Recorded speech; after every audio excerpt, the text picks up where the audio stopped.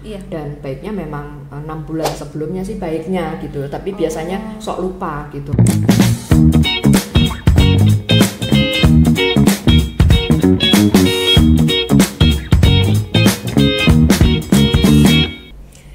Menjalankan premarital check up atau pemeriksaan pranikah merupakan suatu tindakan pencegahan yang wajib dilakukan oleh calon pasangan pengantin.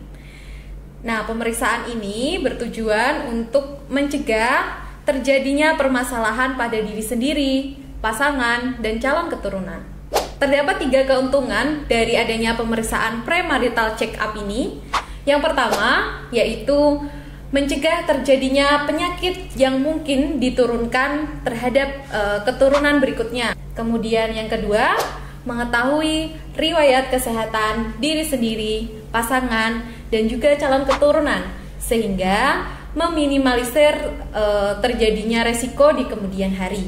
Kemudian yang ketiga, tentunya membuat calon mempelai baik pria maupun wanita semakin yakin, semakin mantap, dan juga lebih terbuka satu sama lain mengenai riwayat kesehatan masing-masing.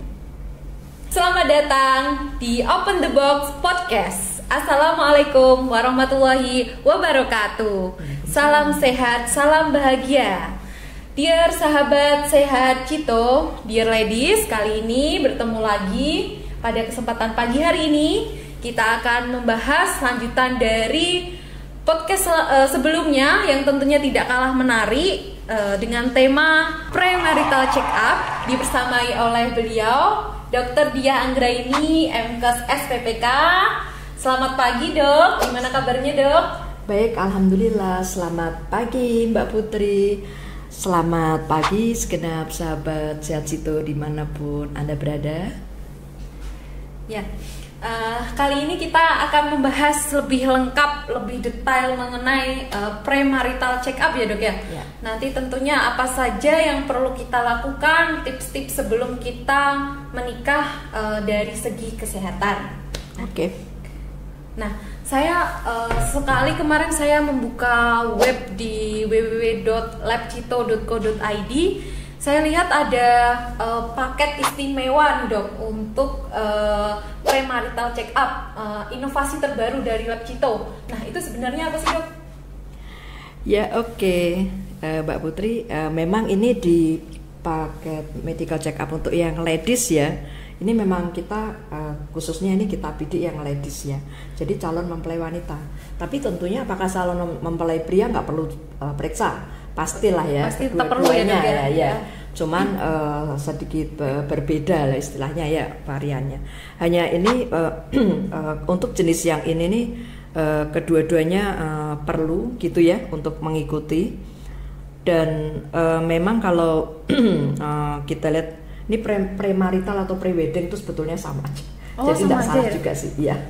Prinsipnya sebelum menikah gitu aja ya. Jadi sebelum menikah kita periksa kesehatan dulu ya, biar tahu kondisi kesehatan kita. Iya. Dan baiknya memang 6 bulan sebelumnya sih baiknya gitu. Tapi biasanya sok lupa gitu loh. Terus mepet-mepet gitu ya. Tapi sebaiknya kenapa 6 bulan? Karena seandainya ada yang harus ditangani, misalnya anemi gitu ya, harus treatment dulu ya dokter ya, jadi memang harus ditangani dulu gitu sehingga nanti kalau hamil itu sudah diatasi sehingga setelah menikah bisa langsung enggak masalah, sudah siap begitu. Dan juga bila ada penyakit-penyakit menular misalnya gitu ya bisa diatasi. Oke. Tentunya ini merupakan kesiapan yang saat ini setiap calon pengantin harus menyadari. Jadi tentu kita mengharapkan generasi mendatang adalah lebih sehat. Dan tadi ya sesuai dengan konsep kita di podcast ini kan open the box gitu ya. Jadi tidak memilih kucing dalam karung gitu gitu ya. Ya. Jadi luar biasa sekali ya dok. Jadi sebelum menikah emang sebaiknya kita tahu ya riwayat, misalnya nih saya besok kalau mau menikah ya baiknya periksa ya dok ya biar tahu kondisi kesehatan saya, apakah saya anemia ataupun kondisinya kurang memungkinkan gitu ya dok ya. Jadi pemeriksaan ini sebaiknya sebelum 6 bulan ya dok ya. Sungguh luar biasa sekali. Nah, kira-kira dari panel ini yang diperiksa itu apa aja ya dok? Ya, jadi yang pertama kita periksa adalah darah lengkap otomatis atau orang sebut sebagai darah rutin. Oh, darah rutin. Ya, darah rutin dan laju endap darah. Jadi kenapa? Karena biasanya yang paling banyak itu remaja putri itu adalah HB-nya kurang, anemia. Kenapa? Karena ya faktor bukan karena kurang gizi, karena memang mengkurangkan ya. Karena biasanya karena diet, ya karena diet jadi membatasi nutrisi sehingga HB-nya rendah seperti itu. Atau memang benar-benar HB rendah yang karena memang itu adalah kelainan. Sehingga perlu tindak lanjut gitu. Nah, kemudian juga kemungkinan ada infeksi enggak gitu, misalnya leukositnya bagaimana seperti itu. Kemudian mungkin laju endap darahnya. Nah itu yang pertama adalah darah lengkap. Kemudian yang kedua adalah analisa urin. Jadi kalau banyak yang menyebut sebagai urin rutin. Urin rutin berarti yang diperiksa nanti urin ya dok ya. Jadi urin rutin, urinnya. Nah ini untuk tahu nih biasanya urin rutin untuk apakah ada juga bisa lihat adanya infeksi saluran kemih enggak gitu ya, karena nanti bisa ribut itu ya setelah hamil, setelah menikah, nah ini gara-gara kena ketularan misalnya, padahal sebelumnya dia juga sudah ada infeksi gitu. Nah ini bisa diobati sebetulnya gitu. Atau mungkin ada protein urin. Nah kalau protein urin, nah dia dicek lagi ada apa gitu ya, protein urinnya kenapa, dicek lebih lanjut. Kemudian mungkin saja berarti nanti kalau urin itu lebih ngaruhnya ke kesehatan ginjal dan sekitarnya mungkin ya dok? Bisa ya, bisa kelainan ginjal gitu. Dan juga bisa glukosa dalam urin. Mungkin juga jangan-jangan dia ternyata adalah diabetes misalnya gitu. Bisa dicek nih HbA1c atau gula darahnya. Apalagi ya dok? Masih ada? Ya, masih banyak, yaitu ada pemeriksaan golongan darah. Jadi biar tahu ya dok, misalnya nih kita mungkin resusnya positif atau negatif. Golongan darahnya ada dua, golongan darah ABO dan golongan darah resus. Nah, kenapa? Ini harus diketahui untuk kepentingan transfusi itu. Kemudian HbA1c. Nah, itu dicek. Misalnya HbA1c atau glukos untuk mengetahui gula darah diabetes mellitus nih ada Mbak. Kecenderungannya ke sana gitu ya dok ya. Jangan-jangan misalnya dia punya DM bawaan diabetes mellitus muda. Nah DM mellitus muda ini berarti kan dia harus diet, sehingga ketika dia hamil jangan sampai dia hamil nanti bayinya besar. Nah kalau hamil dengan DM itu namanya gestasional DM, itu nanti bayinya besar dan treatmentnya beda. Jadi nanti pada waktu melahirkan tidak bisa melahirkan normal, gitu. Jadi harus dengan operasi karena bayinya besar, bahaya kalau normal. Selain itu ada apa lagi dok? Masih ada banyak ya? Ada yang penyakit menular itu HBsAg, hepatitis B. Virus hepatitis B ya dok? Kalau hepatitis B-nya si calon ibu ini positif atau calon ayah positif gitu ya, salah satu positif. Pokoknya intinya harus dan nanti misalnya positif. Gitu ya, itu pasangan harus vaksinasi gitu.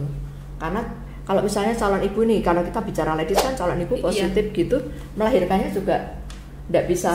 Dia misalnya normal harus ada treatment tersendiri gitu, dokter, karena bayinya bisa tertular nanti ketika dilahirkan. Nah ini kan juga berbahaya gitu ya. Jadi pentingnya ya dok ya, sahabat Sehat Cito dimanapun Anda berada, pentingnya kita melakukan premarital check up sebelum menikah. Nah, saat itu tadi kira-kira masih ada lagi ya dok? Masih ada. Wah, banyak sekali nih. Hepatitis B. Nah, selain HbsAg, anti hepatitis B ya. Jadi maksud kami adalah dari kalau sudah hepatitis B-nya tadi misalnya negatif, tapi anti hepatitis B-nya juga negatif, maka sahabat sehat itu bisa langsung vaksinasi ke situ. Mengikuti program vaksinasi ke situ supaya muncul antibodi biar tidak terkena hepatitis B. Ya, jadi bisa aman, terlindungi ya. Apapun kondisi pasangannya itu dia bisa tetap terlindungi dan tentunya adalah aman untuk bayinya. Gitu. Nah, baru tuh yang opsional itu. Nah, selain itu ada ini lagi nggak dok?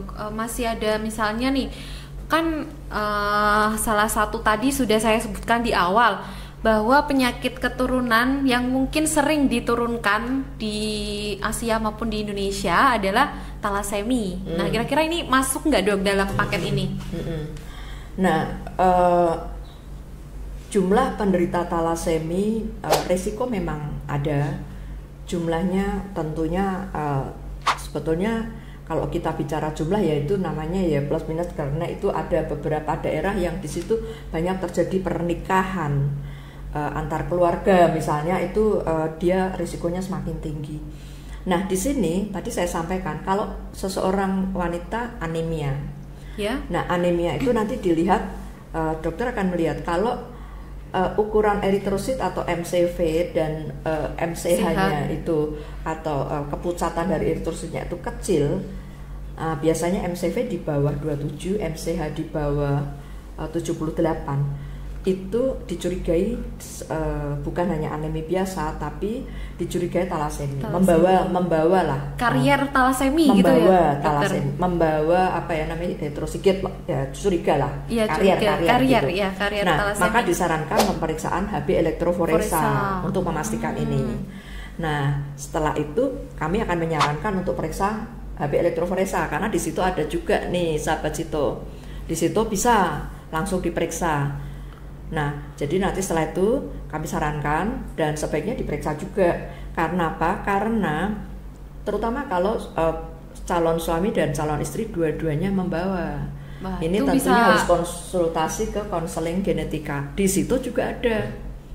Jadi berarti ada sesi boleh dok, misalnya besok nih saya sama pasangan saya mau menikah lalu periksa di Cito. Nah, saya konsul genetika dulu nih sama konsultan. Ada juga dok di Cito? Ada. Bisa. Jadi bisa konsul ke dokter Mufliha ya, konsultan genetika Cito, dan kemudian nanti akan diberikan saran-saran bagaimana sebaiknya gitu ya. Iya. Karena kalau satunya satunya membawa, satunya enggak ya sudah enggak masalah gitu. Iya. Gitu ya. Jadi itu pentingnya pemeriksaan HB elektroforesa. Kemudian opsional lainnya adalah tentunya pemeriksaan rongsen misalnya tadi itu misalnya tadi LED-nya tinggi. Wah, ini jangan-jangan perlu diperiksa penunjang lainnya gitu ya dok ya. Jangan-jangan apalagi sering batuk-batuk enggak jelas ini gitu. Itu juga bisa diperiksa lagi. Berarti rongsen toraks ya, dada ya? Itu rongsen torak atau ya pemeriksaan lanjutan lah. Jadi intinya dari kami akan memberikan saran-saran ya tentunya apabila di situ ada temuan-temuan berkaitannya. Dan kami sarankan nih kalau untuk calon pengantin wanita itu baiknya sih periksa TOP juga baiknya sekalian ya dok ya. Karena belum tentu setelah menikah tuh enggak langsung hamil loh. Oh iya. Nanti kalau setelah menikah langsung sendiri hamil, tuh toksoplasma, rubella, CMV dan sama herpes. Ya, herpes simplex ya dok ya. Jadi sekalian ya, misalnya nih nanti kalau waktu premarital check up dicurigai, nanti bisa langsung sekalian terapi ya dok ya. Terapi dulu. Ya luar biasa sekali dok ini inovasi dari Lab Cito. Ya, demikian tadi sahabat sehat Cito dimanapun berada, episode Open the Box Podcast pada hari ini. Sebelum saya tutup, saya seperti biasa saya ingin menyampaikan pesan-pesan kesehatan.